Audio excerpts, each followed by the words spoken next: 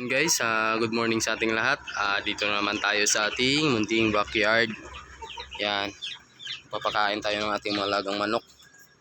So ito na lang yung mga update dito kasi nabili na yung ating mga ibang manok. So yan is malapit na ang mga itlog guys. So, ang laking klase na hen. So yun guys, and then ito na lang yung natira sa ating stag. Yan. And then itong pula na manang-mana sa kanyang tatay. Yan. And then good news pala guys, meron tayong bagong manok dito. So ito is pinahiram sa atin guys.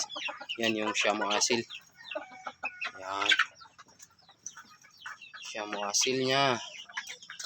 And then bumili tayo sa kanya ng isang stag na going 5 months old. So yun guys, so ipapakita ko sa inyo guys. Ang ganda nito. At ang tangkad. Yan o.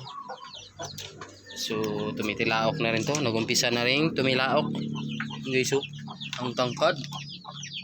Yan. Yan yung bagong manok ko dito sa aking munting backyard. So yan is gagawin kong breeder. Ayan guys, oh, ang ganda ng kanyang katawan. Nasa 2 kilo. Ayan. So gagawin natin yung breeder. Siamo Asil. Ang tangkad niya. Ayan. Ayan guys. So para maiba naman yung kulay. So salisayin. Ayan yung ating mga native.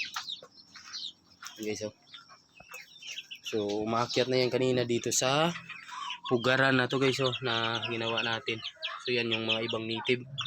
So pinakawalan ko kasi yung 5 piraso na yan. So bahala na silang gumala dito sa loob. Hindi naman sila makakalabas kasi may mga net naman tayo dito. Yung nakakalabas lang talaga is yung kapatid nito. Kasi 3 to eh. So 2 lang sila palagi dito. Yung isa talaga is doon sa labas, and then dyan siya dumadapo sa may puno. Yan. Yan guys. Yan, ang ganda ng kulay. Blues. May lumabas na Asil Blues. Pero native yung nanay niya. So sa bloodline siguro ng kanyang tatay. So ang laki. Ang laki nito. Yan, Big Mama. Yan. Yung kanyang puwitan guys. So mangingitlog na talaga yan. So kaya pinahiram tayo ng yan broodcock. Ayan. Ang ganda. Ang ganda ng kulay. So dyan lang muna siya. Kasi bakat makalabas at may trabaho tayo. Wala tayo dito. Hindi natin malayan na wala na pala dito sa loob. Yan, with feeding yung pinapakain ko sa kanila. So Galimax 2 Plus. So ito maganda rin yung katawan nito ng ating parang gold. Yan guys, going 4 months old sa 20 September 20. So 2 na lang sila magkakapatid. Yan.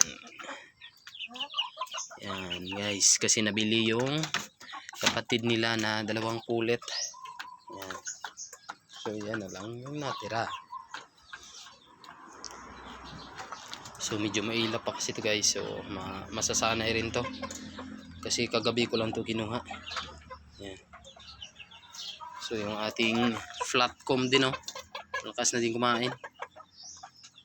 Yan.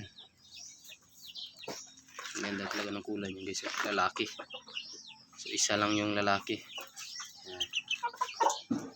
So yun lang guys for today's vlog. At maraming thank you sa inyong lahat sa pagsuporta sa aking munting channel. So God bless to everyone.